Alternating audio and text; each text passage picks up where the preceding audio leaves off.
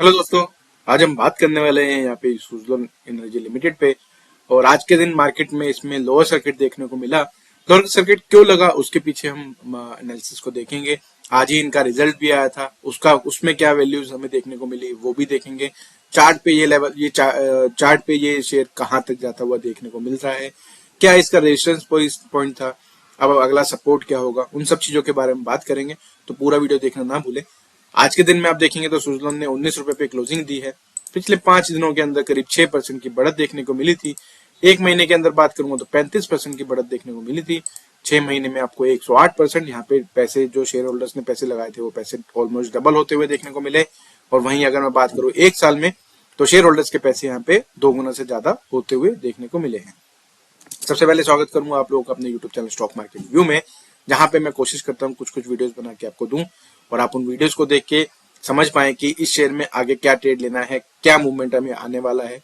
उम्मीद करता हूं आपको मेरी वीडियोस पसंद आ रही हैं। लेकिन मैं एक रिक्वेस्ट आप लोगों से करना चाहूंगा कि अगर आप मेरी वीडियोस को पसंद करते हैं और अभी तक चैनल अपने सब्सक्राइब नहीं करा है तो प्लीज इस चैनल को सब्सक्राइब जरूर करिए, ताकि मुझे और मोटिवेशन मिले और मैं आपको और अच्छी वीडियोस बना के दे पाऊं। तो चलिए मैं आगे बात करता हूं इसके मार्केट कैप पे।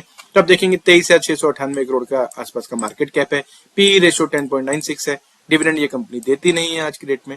डेट इस कंपनी के ऊपर करीब करीब 4200 करोड़ के आसपास का है। सेल्स ग्रोथ की बात करूंगा तो 223% है। प्रॉफिट ग्रोथ की बात करूंगा तो नेगेटिव में करीब 129% देखने को मिलेगा। आरओई की वैल्यू 0% है। आरओसी नेगेटिव में देखने को मिल रहा है करीब 23% के आसपास। कैश इन हैंड आप देखेंगे तो 410 करोड़ का है। प्रमोटर की होल्डिंग इसमें बहुत ही कम है, करीब 14.5% के आसपास। ईपीएस इस समय आप देखेंगे तो 1.73 है। बुक वैल्यू आप देखेंगे तो 2.73 है। तो बुक वैल्यू से बहुत ऊपर इस समय ट्रेड करता हुआ देखने को मिल रहा है। नंबर ऑफ शेयर्स मार्केट में बहुत ही ज्यादा है, जिसकी वजह से यहाँ पे लिक्विडेशन की एक प्रॉब्लम है। तो आप देखेंगे तो 1247 करोड़ का एक ह्यूज वॉल्यूम, जो कि आप देखेंगे मार्केट में इतना बड़ा वॉल्यूम बहुत कम शेयर्स का है। बहुत कम शेयर्स हैं जिनका मार्केट में इतना फ्लोट होता है शेयर और इतने टुकड़ों में बांटा हुआ होता है। तो जिसकी वजह से ये शेयर जब भी ऊपर की तरफ जाता है, लिक्विडेशन ज्यादा होने की वजह से लोग प्रॉफिट बुक कर लेते हैं और वहीं के वहीं शेयर वापस आ जाता है। अब इसका जो रिजल्ट आया था उसके ऊपर मैं बात करता हूँ। तो अब देखेंगे इस क्वार्टर में इन्होंने यहाँ पे जो रेवेन्यू दिखाया ऑपरेशन से वो दिखाया 1347 करोड़, जो कि पिछले क्वार्टर में अगर आप देखें तो 1689 करोड़ के आसपास था। और वहीं पिछले साल की बात करूंगा तो सेम क्वार्टर में 1370 करोड़ था। तो पिछले साल के मुकाबले यहाँ पे करीब 30 करोड़ की चपत लगती हुई देखने को मिली है। और वहीं पिछले क्वार्टर के अगेंस्ट में कंपेयर करूंगा तो आपको यहाँ पे करीब करीब 300 करोड़ के आसपास का लॉस देखने को मिल रहा है। अब अगर डिक्लाइन देखने को मिला, सॉरी लॉस नहीं है, डिक्लाइन देखने को मिला। अब अगर मैं बात करूंगा इसके profit and loss before exceptional tax की, तो आप देखेंगे 1628 करोड़ के अगेंस्ट में इस बार इन्होंने 1268 करोड़ दिखाया। और वहीं पिछले साल के मुकाबले 1376 करोड़ था, उसके मुकाबले आप देखेंगे तो 1268 करोड़। तो अगेन प्रॉफिट में भी आपको यहाँ पे डिप देखने को मिल रहा है। नेट प्रॉफिट आफ्टर टैक्स की बात करूंगा तो यहाँ पे 100 करोड़ का इन्होंने प्रॉफिट दिखाया है इस साल, इस क्वार्टर में, फर्स्ट क्वार्टर में, जो कि पिछले क्वार्टर में करीब करीब 319 करोड़ के आसपास था। और अगर बात करूं पिछले साल में तो 2432 करोड़ के अगेंस्ट में सिर्फ 100 करोड़। बहुत ही मार्केट कंपनी की वैल्यू बहुत गिर चुकी है और कंपनी में बहुत ही एक प्रॉब्लम देखने को मिल रही है। अब इसमें अगर मैं बात करता हूँ आपको, अगर आप देखेंगे यहाँ पे profit and loss annual mode पे, तो आप देख सकते हैं यहाँ पे सेल्स जो है वो आपको यहाँ पे देखने को मिल रही थी करीब 6500 करोड़ के आसपास। और मार्च 2023 में आप देखेंगे तो इन्होंने पूरे साल का जो दिया था वैल्यू वहाँ पे करीब 5971 करोड़ के आसपास का था। लेकिन पिछले 12 महीने के हिसाब से यहाँ पे डिक्लाइन देखने को मिल रहा है करीब 30 करोड़ के आसपास, जो मैंने बताया था। ऑपरेटिंग प्रॉफिट आप देखेंगे तो 900 से 832 हुआ, 832 से पिछले 12 महीने के हिसाब से 816 हो चुका है। नेट प्रॉफिट की बात करेंगे तो 177 करोड़ का लॉस था मार्च 2022 में। उसके बाद 2887 करोड़ के आसपास का प्रॉफिट इन्होंने दिखाया था। पिछले साल बहुत ही जबरदस्त इन्होंने काम किया। और उसके बाद अब पिछले 12 महीने के हिसाब से देखेंगे तो 556 करोड़ दिखाई दे रहा है। तो यहाँ पे भी अगेन आप देखेंगे तो जो इनका प्रॉफिट है वो करीब 25% रह गया है। तो 25% रहने की वजह से यहाँ पे मार्केट के सेंटिमेंट और शेयर थोड़ा सा नेगेटिव साइड में जाता हुआ देखने को मिल सकता है। अगर बात करें कैश फ्लोज पे तो वो भी आपको नेगेटिव दिखेगा। मार्च 2023 में करीब -133 करोड़ के आसपास। होल्डिंग की बात करूंगा तो प्रमोटर की होल्डिंग 17.76% से 14.50 रह गई है। DIFI की बात करूंगा तो FI में आप देखेंगे तो 2.83% से बढ़ा के 7.79% उन्होंने कर ली है।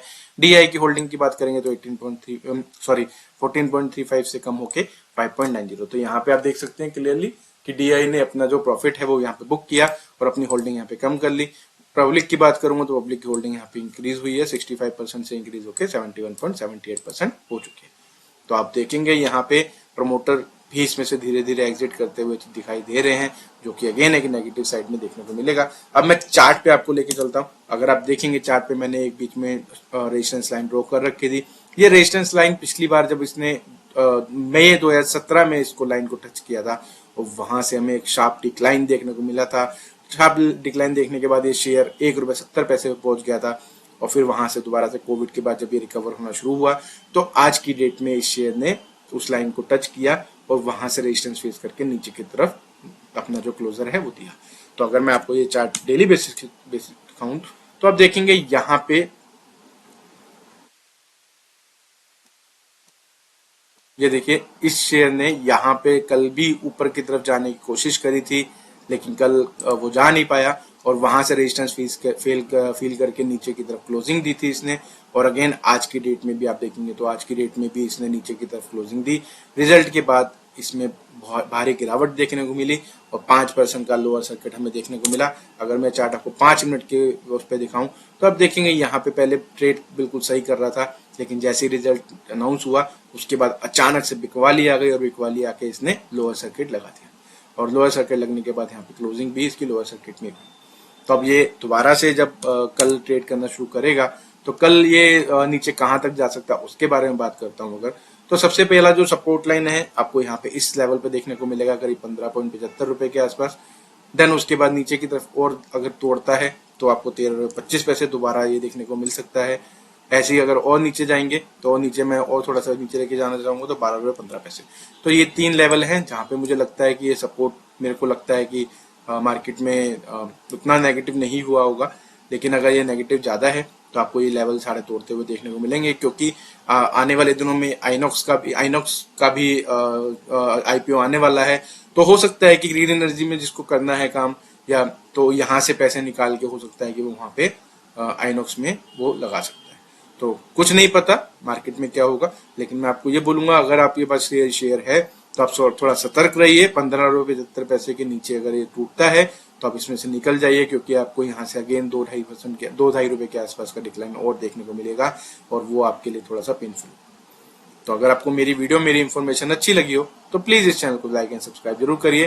साथ ही आप मुझे कमेंट करके बता सकते हैं कि ये शेयर अगर आपके पास है तो वो किस प्राइस रेंज पे आपने बाय किया हुआ है और आगे उसमें क्या ट्रेड लेना है, मैं आपको उस पर बता दूंगा कमेंट के अंदर कि इसमें आगे आपको वेट करना चाहिए या फिर निकल जाना चाहिए।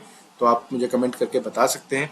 और आपको अगर कुछ भी अगर पूछना हो, कोई दूसरा शेयर हो जिसके बारे में आप मुझसे कोई राय लेना चाहते हैं तो आप मुझे कमेंट करिए, मैं आपको उस पर जवाब जरूर दूंगा। फिलहाल आज की वीडियो में इतना ही, मिलते हैं अगले